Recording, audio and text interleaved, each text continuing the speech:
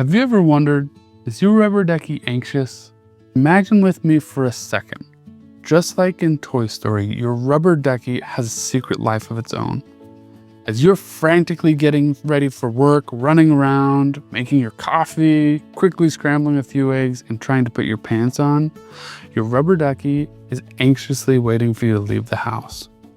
As soon as the door swings shut and that lock clicks, your rubber ducky, quickly sitting on the edge of your bathtub, breathes a sigh of relief. He can finally run himself a bath in the calm, warm, and soothing water.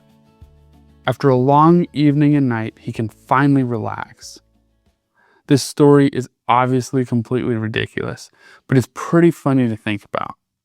The idea that your rubber ducky, as a completely inanimate object, has any thoughts or feelings or life of its own.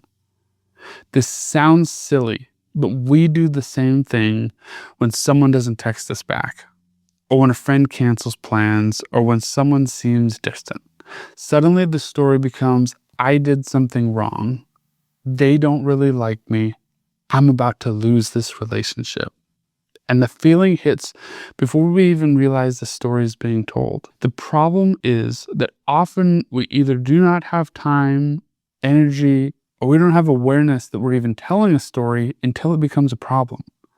We are ignorant until the tinted glasses we've been wearing shatter and we get confused. Depending on the story, this can result in literally any emotion: fear, shame, guilt, sadness, anger, you name it. So what do we do about this? I had to learn this as part of my journey because I used to beat myself up constantly for things that were not actually happening. I want to walk you through a 4-step process that will help you better align with reality and help you bring yourself back to a place of peace so that after a story breaks, you can quickly adjust and move on. First, recognize that you've told a story. This step seems simple on the surface, but in practice, it's not so easy. Often, when we've told a story, especially when it's been a long time, we can tend to feel a lot of emotion. You feel that drop in your stomach, that oh no feeling. That's usually the story breaking. Think about a time for you, not a natural disaster or anything life-changing, but a small moment where reality shattered the story you'd been telling yourself.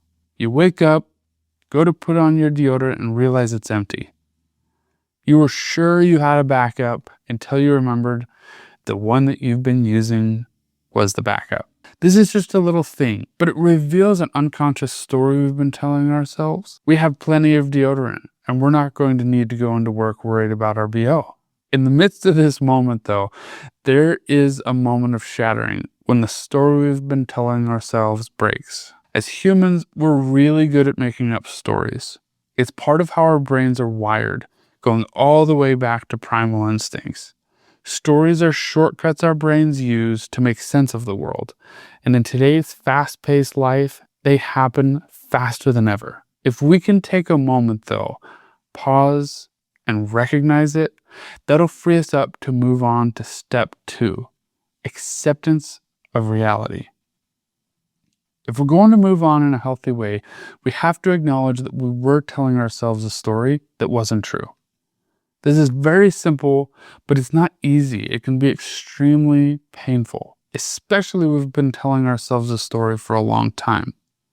The moment of recognition can be extremely emotional, but learning to accept reality, knowing that we've been telling ourselves something incorrectly, is critical. Now, the goal is to go through steps 1 and 2 as quickly as possible. Next, give yourself a hug.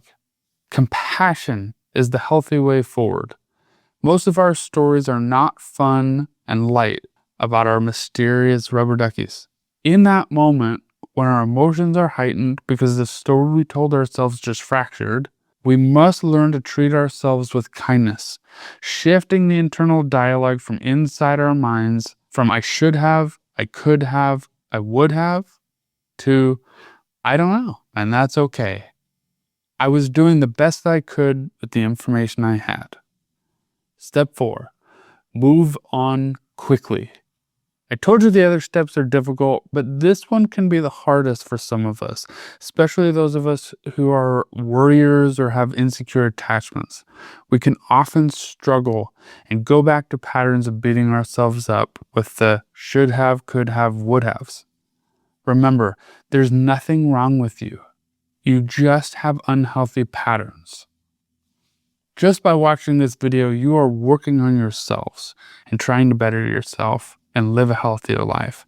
But I want to leave you with one easy practical tool that will help you move on quicker. I will expand on this tool in a future video when I talk about trauma. But for now, get yourself a piece of paper, a sticky note, or anything you can write on and keep, and something to write with. Pause the video now if you need to. When you first recognize a story that you are telling yourself is not aligned with reality, follow this 3-step process. If you can, make it funny for now just to practice. Number 1, this story, what I thought was happening. Number 2, the reality, what's actually happening. Number 3, the kind reframe. What can I say to myself now? So let's use the Rubber Ducky story as an example. 1, my rubber ducky has a life of its own. 2, this is just a toy. And the kind reframe. 3, my brain was just trying to make sense of things. I'm okay. Obviously, this is not an automatic process for any of us naturally, but it can become more natural as we do it. So my challenge for you is to practice this. Right now, if you're feeling motivated, do this exercise about real things in your life or silly things.